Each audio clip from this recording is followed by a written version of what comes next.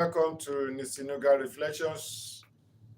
We're talking about things that are jamming to your joy, to your well-being. Yesterday, we started to talk about some values that you need to consider in your premarital relationship assessment as you prepare for that joyful home. Certain things that you need to consider for compatibility. Love is very important. The chemistry is very important. That is the hormonal work, the emotional aspects of your relationship, the joy you share together, but for that joy to be lasting, not to be ephemeral, there are certain things you need to look at deeper beyond the surface. Because by the time you get married, you start to live together. That relationship will be at another level altogether. And that is why this is very important. So, yesterday we looked at faith and spirituality. We also talk about character and integrity. We talk about commitments and faithfulness. We talk about respect, mutual respect, respect for you, respect for things that surround you, and respect for people around him or her. Because everybody deserves some level and some measure of respect. Then what about the communication? What's your communication like? Is he or she a good listener? Does he or she take your speech, your opinions with respect and put some virtue and some value on it? What about conflict resolution? Because there is bound to be agreement and disagreement. How do you manage that? Does he or she respond with shouting, with denigration, with low personality judgment, with criticism, and so on like that? So, does the person withdraw or prepared always to talk things over and move to the next level, always to find solution to every presenting problem? What about how to deal with members of the family and the extended family? How does he or she treat the parents, the siblings, the cousins, and so on? How does he or she talk about them? Because one that does not respect his own family, what do you think miracle will happen concerning yours? So see, these are things that are very essential, because in marriage counseling, we talk about, especially in this part of the world, Africa, and also from what I see from documentaries and studies, in most parts of the world, people respect families. That's why during the Thanksgiving celebration in the US every July 4th, you see that their family get together, talk about grandma, grandparents, cousins, and so on like that. Similar things is observed in Great Britain. So generally speaking, people respect family. So how does he or she treat family and relations? Now, what about financial values? What's the tendency of that person through money? How does he value? Does he like spending money anyhow? Does he like saving? Does he like invest? Does he or she like investment? Or does she or they enjoy borrowing and owing people? So I'm reflecting from Nigeria, West Africa. So let me know where you are reflecting with me from. Aniya Slappy, you are welcome. Thank you. What's up? Yes, we're talking about relationship matters. In every relationship, value matters. What are the things that are of value to you? What are the things that are of value to me? Because if you're in a relationship, I must respect things that you consider value, that you consider of worth. I don't trample upon, like the Bible says, don't give your pearls to the swine, because they will trample upon it. So things you value, you give to somebody that doesn't value it, you won't be allowed to regret it. So that is why you have to check with the things I value, what I think this person value. You have to be at the same table. You value your space, you value your personality, you value your joy, you value your peace, you value your integrity. So someone that doesn't have some set of values, like you value punctuality, you value so many things. That's why these valuable things that you consider important to your joy, to your peace, must be brought to the table. What about your career? You value your career because everybody must be useful to the society, to the community.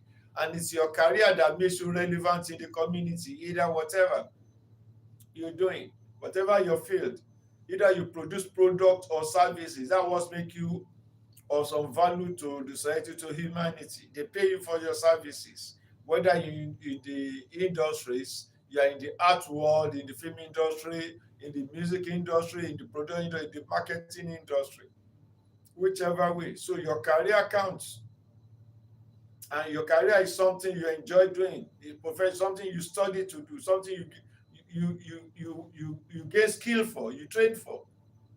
So somebody that claims to love you, care for you, must value the things you value, must not denigrate your value. Say this is work you do. You don't see any better job to do. But I like it. I like the job. I have passion for it. So someone that claims to love you must not mess up or denigrate your passion and your joy. Something you'll be doing for some time before you even met him or her. So these things have to be considered. Then what about the person's love for children? Yesterday I've shared the story twice now, so I don't want to go over that again. Not everybody wants to have children in marriage. As strange as that one may sound. But I've come across stories and situations where some people say, well, they just want, at most, if they want children, they will adopt later. They're not now.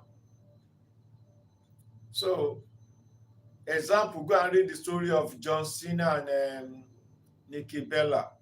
You'll be able to understand that. And that one is in the public space.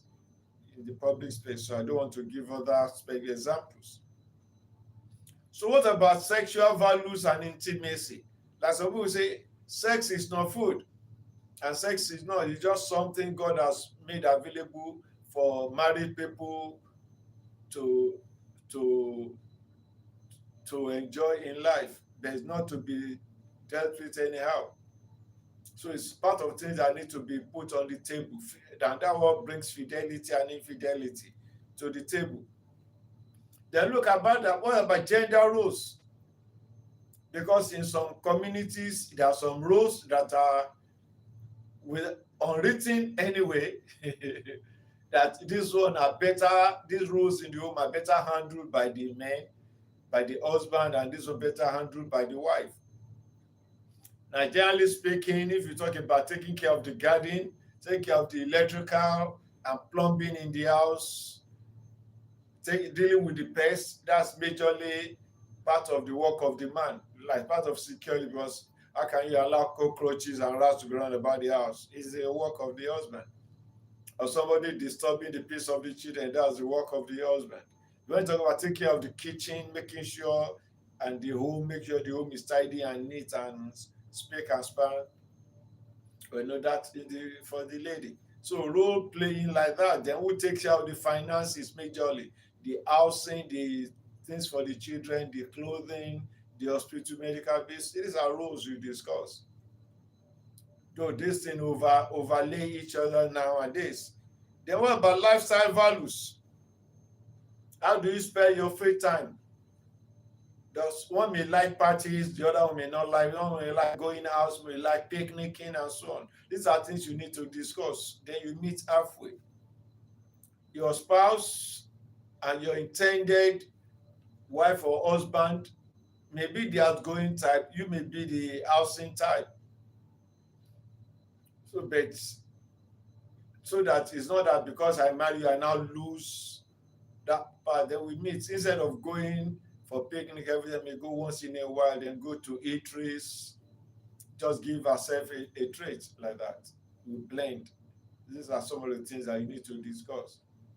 Or else if you don't discuss that and you get married, say, well, I feel like eating out today. I feel like eating out this weekend. Well, you can go. I don't feel like going. Next month again, or next week, or next month again, I want to feel like I just feel like having some pizza. So, like somebody asked me yesterday, do I like pizza? I like pizza. So I want to say pizza. What is all this?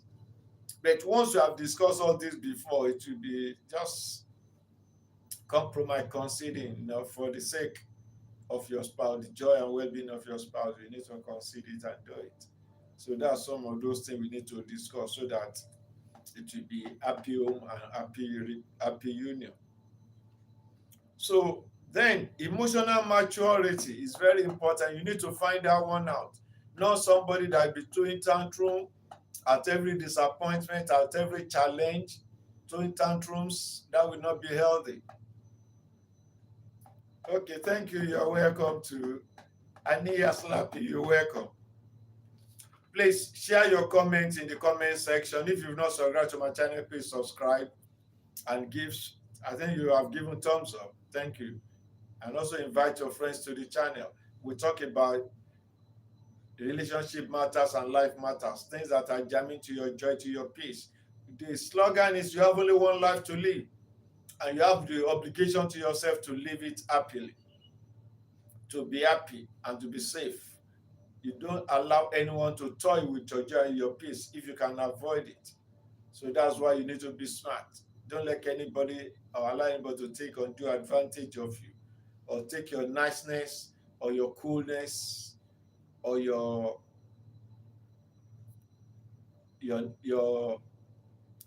ability to just work well with others, adaptability for granted. Okay, that's why we teach our children also assertiveness training. So can you partner with your spouse that has uncontrollable anger? Or if he or she is angry, how can the anger be brought down, be brought under control? Does he or she accept correction easily? How does he or she handle disappointment? Because disappointment is part of life. Like Jesus said, offenses are part of life. Offenses surely come.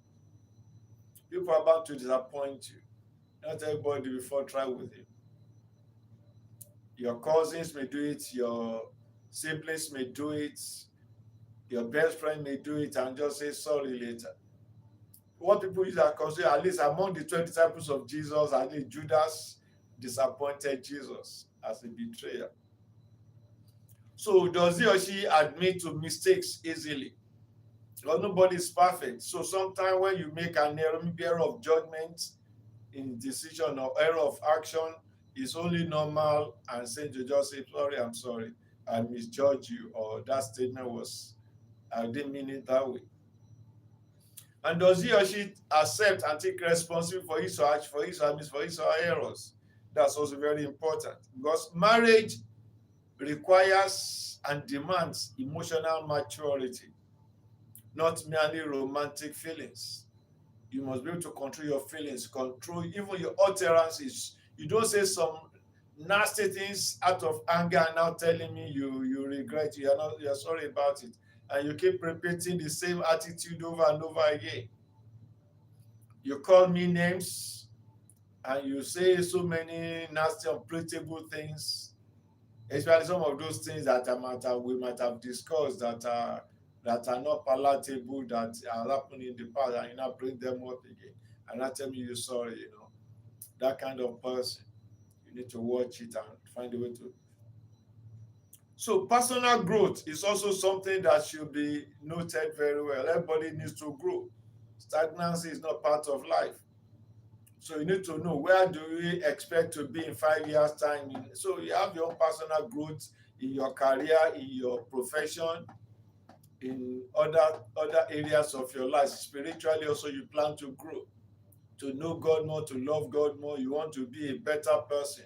Like one wrestler said, that is CM Punk in WWE, said he endeavors to be a better version of himself, no matter what person, just endeavor, he just struggles to make sure he's a better version of himself daily. So if there is any observed unhealthy behavior, is he or she ready to change that behavior, not temporarily but permanently? Like we learn and teach and counsel in Gera counseling and psychology, that whatever habit or behavior somebody else, they learn it over time and they can unlearn it. That's why we have, you go for counseling and psychotherapy. What about responsibility and accountability? I've hinted that the person must be able to accept responsibility for his or her actions, must be accountable also for everything, because you say, why did you do that? I did it, I did it. Why are you asking me? Why are you querying me? Are you querying me? Are you challenging me? No. But I have to be accountable to you in a relationship. You have to be accountable, because once we get married, what affects you affects me, affects our children, affects our home. They say, see what your husband says, see what your wife sees, see what your children. So everybody in the family should be accountable. So when we know that you're accountable for family, you're accountable to your wife, you're accountable to your husband, you're accountable to your children, you'll be more cautious of what you do, what you say within the home and outside the home. So that's very, very important. Does he or she keep promises? Does he or she is he or she a person of integrity? Does he or she accept responsibility for his or her mistakes? So that is it. So you watch the patterns, not just the promise. I won't do that again, and keeps doing it. So what about health and well-being? Is he or she careless about his or her health and well-being, or is somebody that enjoys careless living? Say, like some people will say, when you start to discuss about some of their habits that are not healthy, are not conducive for good health, they say, well, something will kill somebody someday. Isn't it? Somebody will kill somebody someday. So please allow me to indulge myself. And that indulgence is not healthy indulgence. The eating habit, the living habit is careless living. And once you get married, it's going to affect you. They say, see your husband, see your wife. And when the problem comes, it's not only he or she that bear it alone. It becomes a problem for both of you. That's why these are some of the values you have to live. So everybody, you have to value your personal health. Someone that doesn't value his personal, how do you think the person will value your own health and wellness? So that's why we're talking about. So in guidance counseling and in preparing for marriage, we try to bring this to the fore. Yes, love is good. Affection is good. The chemistry is good. But marriage and a home is more than that. You are building a lifelong relationship together. Normally, and till death do us part. Maybe you be together for. That's why some people did not factor this into their life. By the time they get married and they now start to see all these things, that's why some people, after 2 months, after 2 years, after 1 year, after within a short period, you start seeing them separating and going their different ways. Because they say that, well, these things I don't think I can stand, I can't bear it.